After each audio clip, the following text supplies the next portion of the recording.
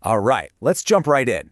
Today, we're getting to the absolute heart of Judaism to explore this incredible foundational relationship that shaped it for thousands of years.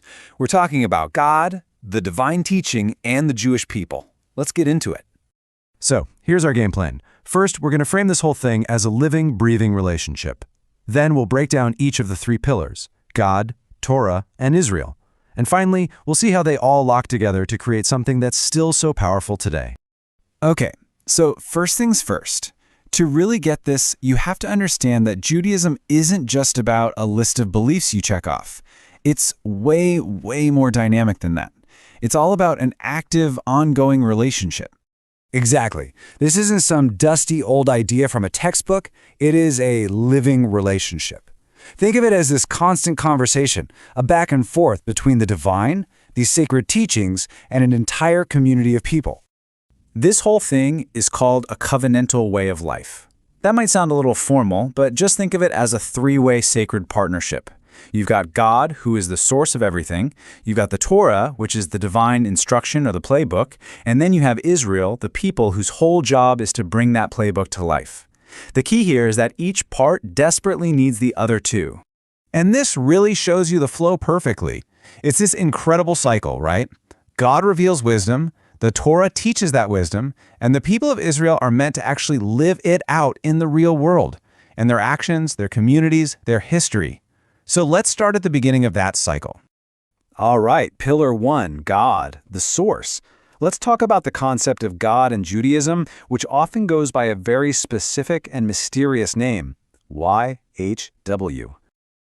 Now, this name, YHWH, it's really something else. It isn't just a label. The closest translation we have is something like I am that I am, which is, well, it's a statement of pure existence. It points to a divine reality that simply is. It's eternal. It exists all on its own, and you absolutely cannot box it into an image or a simple definition. And because this idea is so vast, you can approach it from a few different angles. Theologically, God is the eternal creator who's everywhere at once. If you put on your philosopher hat, God is the very ground of being, the foundation that all of existence is built on. But the one that's absolutely crucial for day-to-day life is the ethical view. God is the ultimate source of justice and compassion. To know God, you have to act ethically. Here's a powerful metaphor to hold in your mind. Think of a flame. It provides light, it provides warmth, it sustains life, but you can't really grab it or contain it, and it never burns itself out. That's kind of the idea here, a source of light and energy that illuminates everything, but can never be fully grasped. So if God is the flame, what about the light that it gives off? Well, that brings us right to our second pillar, Torah, the teaching. And right off the bat, you need to know this word means so much more than just law. The word Torah actually means something closer to instruction or guidance. It's seen as divine wisdom, but not a rigid, static rulebook. No way. It's a living text that you're supposed to wrestle with, debate, study, and then, most importantly, figure out how to live in the real world. And the Torah has layers like an onion.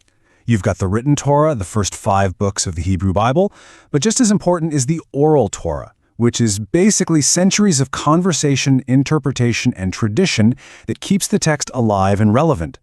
Spiritually, studying it is an act of communion with God. Socially, it's the blueprint for building a just society and family life. The classic metaphor here is a tree of life. It makes perfect sense, right? The roots are ancient and deep, giving it a stable foundation. But its branches are always growing, always offering new nourishment, wisdom, and shelter for every generation that comes along to engage with it. Okay, so we have the source and we have the teaching. But who is all this for? Who's meant to receive this teaching? That brings us to our third and final pillar, Israel, the witness. Now, in this context, Israel refers to a people who are defined by that covenant, that sacred agreement with God. And their core purpose, their whole mission, is to be a living, breathing witness to one huge idea, that there is one God, and that belief demands ethical behavior. And it is absolutely crucial to understand this. This covenant is about responsibility, not superiority. It's a call to a higher standard of action. This faith is also deeply communal. It's about a collective identity, a shared story. And history itself is seen as this long, ongoing dialogue between the people and God. This is a beautiful way to picture it. The people are like a vessel. Their job is to hold that divine light, the wisdom of the Torah, and then carry it out into the world through their actions and their community.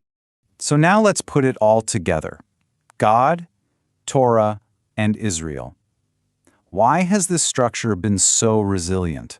Why has it lasted for thousands of years? Well, it all comes down to how they all depend on each other. I mean, think about it. What happens if you take one piece of the triangle away? God without the Torah. God feels distant, abstract, unknowable. What about the Torah without a people to live it? Well, then it's just a book on a shelf, an interesting philosophy with no impact. And a people without God? They risk losing their ultimate moral compass. You see, you need all three to create a complete, living tradition. What's so cool is that different streams within Judaism emphasize different corners of this triangle. Rabbinic Judaism is super focused on Torah study. Philosophical traditions really dig into the ethical nature of God. Mystical traditions like Kabbalah are all about that divine light. And modern perspectives often adapt it for culture and identity. The amazing thing is that the framework is stable enough to support all of these different takes. So why does any of this matter today? Well, in a world that can feel really fragmented and individualistic, this ancient model offers a powerful alternative.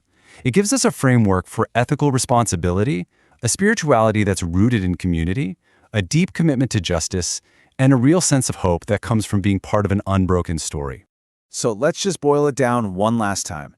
Yahweh is the ultimate source of being and morality. Torah is the divine teaching that guides us. And Israel is the people who act as the living witness, tasked with putting that teaching into practice in the world. Ultimately, the biggest takeaway here is that holiness isn't some distant, otherworldly thing. It enters our world through our choices, through our actions, through our commitment to each other. Which really leaves us with a final question to think about. How will you live with integrity today?